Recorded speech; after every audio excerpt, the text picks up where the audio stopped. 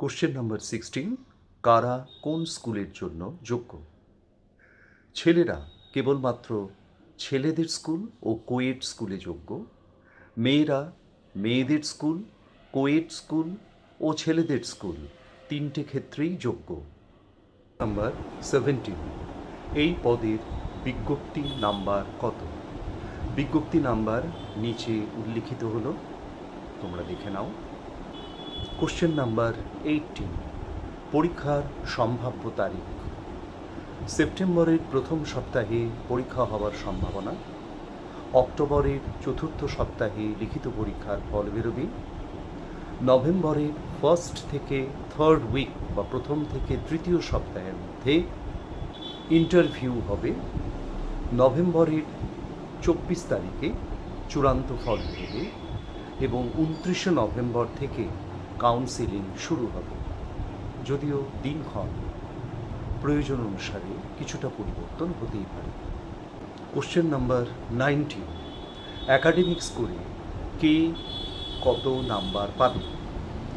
যারা 60% বা তার বেশি নাম্বার পেয়েছ তারা 10ই পাবে, যারা 50% থেকে 60%-এর মধ্যে মার্কস পেয়েছ তারা 8 পাবে এবং যারা 50%-এর নিচে মার্কস পেয়েছ তারা 6 পাবে। কোশ্চেন নাম্বার 20, বিবাহিতা মহিলারা কি পদবি ব্যবহার করবে? যদি বিয়ের পর তোমার Aadhaar card, voter card, PAN card, passport এবং ব্যাংকের বইতে স্বামীর পদবি চেঞ্জ করা হয়ে থাকে তবেই তোমরা স্বামীর পদবি ব্যবহার করবে, অন্যথা মাধ্যমিকের মার্কশিট বা মাধ্যমিকের সার্টিফিকেট অনুসারেই তোমরা তোমাদের যে পূর্বতন পদবি সেটাই ব্যবহার করবে। কোশ্চেন নাম্বার 21, ফর্ম ফিল আপে ভুল হলে কী করব? প্রথমেই বলি, ফর্ম ফিল আপে ভুল হলে সংশোধন করা মুশকিল হতে পারে, তাই ফর্ম ফিল আপের সময় প্রতিটি তথ্য সঠিকভাবে পূরণ করা এবং প্রতিটি বানান এবং ইনফরমেশন সংখ্যা ঠিকঠাকভাবে লেখা অত্যন্ত জরুরি। শিক্ষাগত যোগ্যতার নাম্বার ও শতকরা হার সঠিকভাবে লিখতে হবে। কোশ্চেন নাম্বার 22, এবার কী কী প্রমাণপত্র স্ক্যান করতে হবে? এবারের ফর্ম ফিল আপে কেবলমাত্র পাসপোর্ট মাপের ফটো ছাড়া আর কোনো প্রমাণপত্র বা শিক্ষাগত যোগ্যতার প্রমাণপত্র স্ক্যান করতে হবে না। কোশ্চেন নাম্বার 24, অভিজ্ঞতার জন্য বরাদ্দ 10 নম্বর কারা পাবে? স্থায়ী শিক্ষক শিক্ষিকারা, প্যারা টিচার বা অনুমোদিত শিক্ষক শিক্ষিকারা এই নাম্বারটি পাবে, নতুনরা কিন্তু এই নম্বর পাবে না। প্রাইমারি টিচাররাও অভিজ্ঞতার জন্য বরাদ্দ নম্বর পাবেন না। ম্যানেজিং কমিটির মাধ্যমে নিয়োগপ্রাপ্ত শিক্ষক শিক্ষিকারা অভিজ্ঞতার জন্য বরাদ্দ নম্বর পাবেন কিনা এটা কিন্তু নিশ্চিত নয়। বেসরকারি স্কুলের শিক্ষক শিক্ষিকারাও অভিজ্ঞতার জন্য প্রাপ্ত নম্বর পাবেন না। কোশ্চেন নাম্বার 25, একজন প্রার্থী নবম, দশম ও 11-12 দুই ক্ষেত্রেই আবেদন করতে পারবে কিনা? উত্তর হলো হ্যাঁ, পারবে। যোগ্যতা থাকলে তারা অবশ্যই সেটা আবেদন করতে পারবে এবং নবম, দশম ও একাদশ, দ্বাদশের পরীক্ষা আলাদা দিনে হবে। কোশ্চেন নাম্বার 26, ফর্ম পূরণ করতে কী কী লাগবে? পাসপোর্ট মাপের ফটো, নিজের ফোন নাম্বার, নিজের ইমেল আইডি, সমস্ত সার্টিফিকেটের অরিজিনাল কপি বা জেরক্স। ফটো ছাড়া আর কোনো প্রমাণপত্র স্ক্যান করতে হবে না। 2016 পরীক্ষার্থী হলে আগের রোল নাম্বারটি লাগবে, আর কর্মরত শিক্ষক শিক্ষিকা বা ইন সার্ভিস টিচার হলে তাদের টিচার কোড, স্কুল কোড ও জয়নিংয়ের তারিখ উল্লেখ করতে হবে। কোশ্চেন নাম্বার 27, কিভাবে ফর্ম পূরণ করব? প্রথমে স্কুল সার্ভিস কমিশনের ওয়েবসাইটে যেতে হবে, www.westbengalssc.com।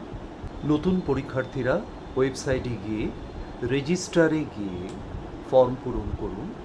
যাবতীয় বেসিক ইনফরমেশন, নাম, বাবার নাম, ঠিকানা ইত্যাদি যাবতীয় তথ্য যেমন চাওয়া হয়েছে সেগুলো সঠিকভাবে সার্টিফিকেট দেখে সঠিক বানান সহ এক এক করে পূরণ করতে হবে। নিচে কমিউনিকেশন ডিটেলস সঠিকভাবে পূর্ণ করে একটি 8 সংখ্যার পাসওয়ার্ড দিতে হবে। এখানে একটি স্পেশাল ক্যারেক্টার, একটি ক্যাপিটাল লেটার এবং একটি সংখ্যা দিতে হবে এবং এই পাসওয়ার্ডটি অবশ্যই খাতায় নোট করে রাখবে।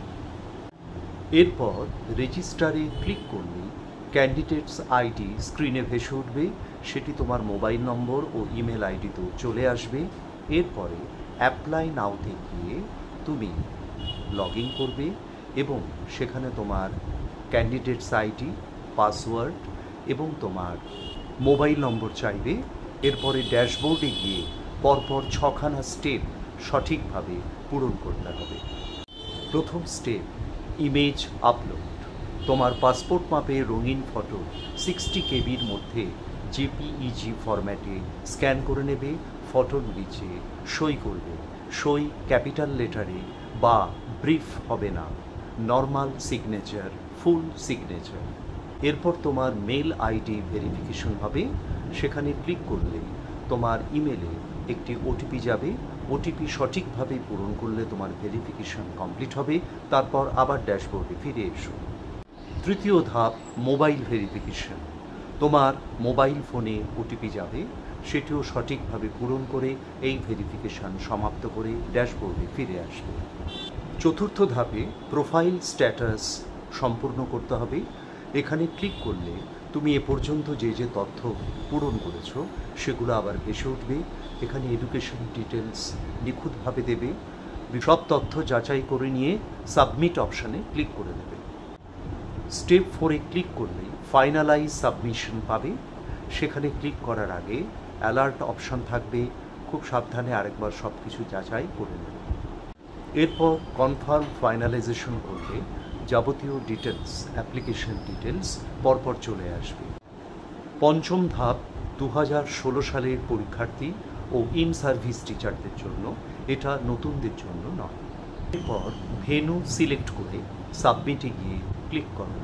পরে ডাউনলোড অপশানে গিয়ে দরখাস্তের পিডিএফ ফাইলটি অবশ্যই ডাউনলোড করে নাও।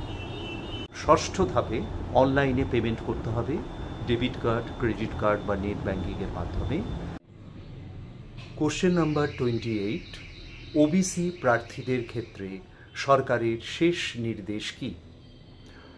আমরা জানি হাইকোর্ট 2010-এর আগে ওবিসি বিধি অনুসারে রাজ্য সরকারকে সমস্ত ভর্তি ও পরীক্ষা নিয়োগ ক্ষেত্রে ব্যবস্থা নিতে বলেছে।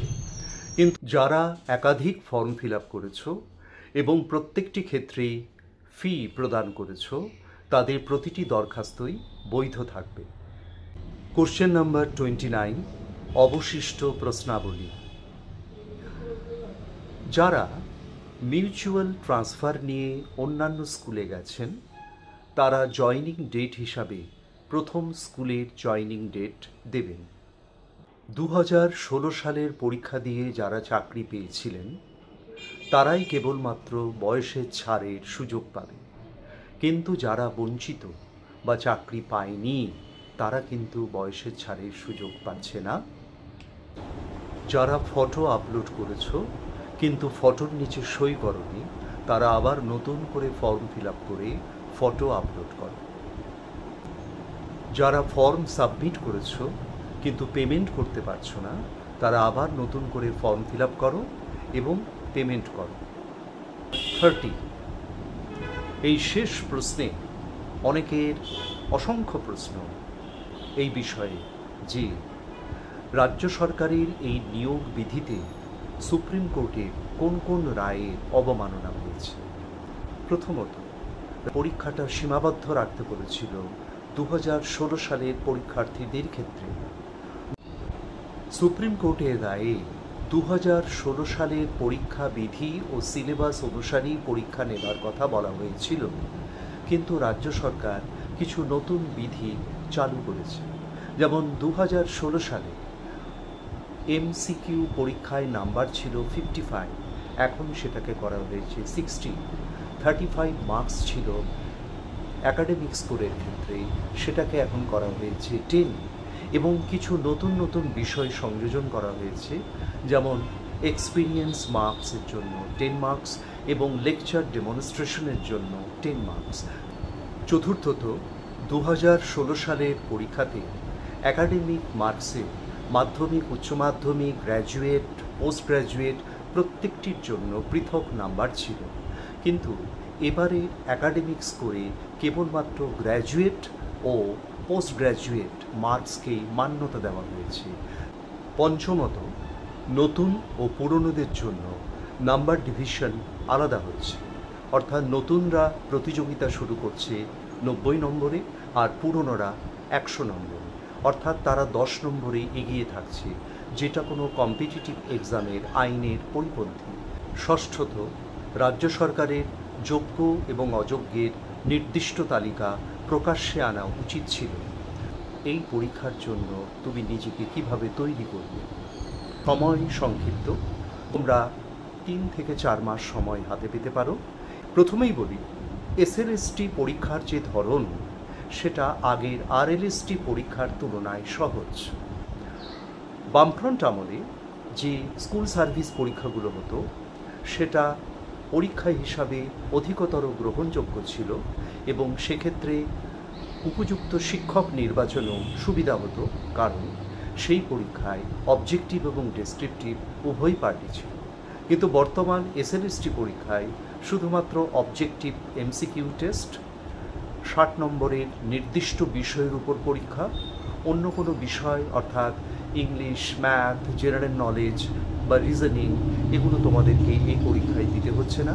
সুতরাং আমি আমার অভিজ্ঞতার পরিপ্রেক্ষিতে বলবো এই পরীক্ষা তুলনামূলকভাবে সহজ। সুতরাং অযথা আতঙ্কিত অথবা টেনশনগ্রস্ত হওয়ার প্রয়োজন নেই। সিলেবাসটা তোমরা প্রথমে ভালো করে স্কুল সার্ভিস কমিশনের ওয়েবসাইট থেকে দেখে নাও। বাড়িতে যদি টেক্সট বই থাকে সেটা থরলি পড়ো।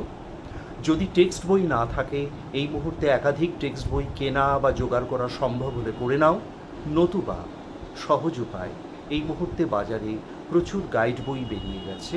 কলেজ স্ট্রিটে গিয়ে তোমরা অনেক ঝাড়াই বাছাই করে একটি গাইড বই কিনে নাও, যেটা তোমাদেরকে প্রস্তুতিতে সাহায্য করবে।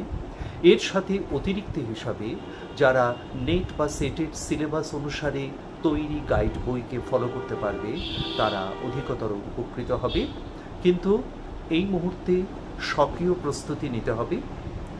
এমসিকিউ টেস্ট বা মক টেস্ট দেওয়ার থেকেও বেশি গুরুত্বপূর্ণ হলো চ্যাপ্টারগুলোকে পড়া এবং সেই চ্যাপ্টার থেকে, সেই অধ্যায় থেকে গুরুত্বপূর্ণ প্রশ্ন বা বিষয়গুলোকে মনের মধ্যে রাখা।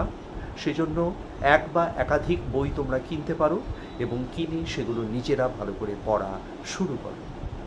যারা নিজেরা প্রস্তুতি নিতে অসুবিধা হবে, অর্থাৎ নিজেরা প্রস্তুতি নিতে পারবে না, তারা সাহায্য নিতে পারো। তোমার স্থানীয় টিচারদের কাছ থেকে সাহায্য নিতে পারো।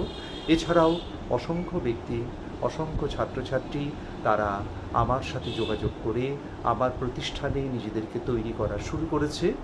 এখন খুব সীমিত সংখ্যক ছাত্রছাত্রীকে আমরা নিতে পারবো অফলাইন এবং অনলাইন কোর্সে।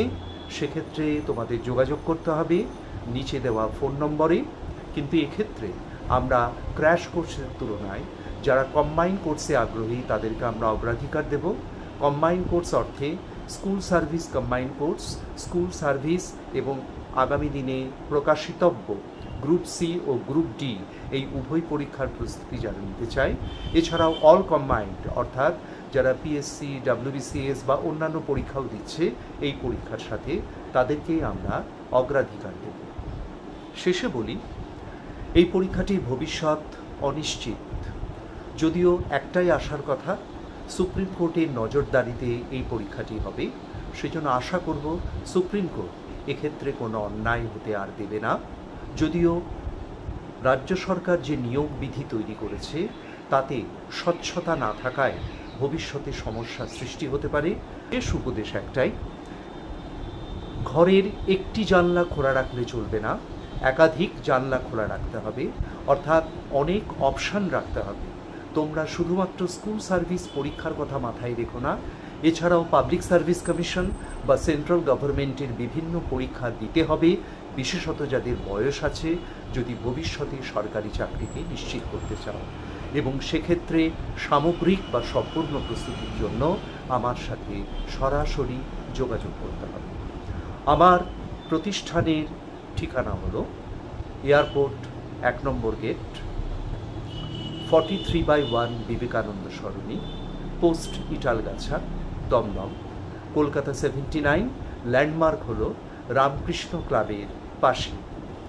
নিচে আমার ফোন নাম্বার দেওয়া আছে 8910797557 বা 9836770487। আমার সাথে দেখা করতে গেলে নির্দিষ্ট সময়ে অ্যাপয়েন্টমেন্ট করে আসতে হবে। আর যদি কারোর কিছু প্রশ্ন বা জিজ্ঞাসা থাকে আমাকে সরাসরি ফোন করতে পারবে। সবাইকে আবার আন্তরিক শুভেচ্ছা এবং ভবিষ্যতের পরীক্ষার প্রতি শুভকামনা জানিয়ে আমি এই গুরুত্বপূর্ণ আলোচনাটি শেষ করলাম। তোমরা এই আলোচনাটির দুটো পর্বই খুব ভালো করে শুনে নাও। আশা করব তোমাদের সমস্ত প্রশ্নের উত্তর তোমরা এর মধ্যেই পেয়ে যাবে।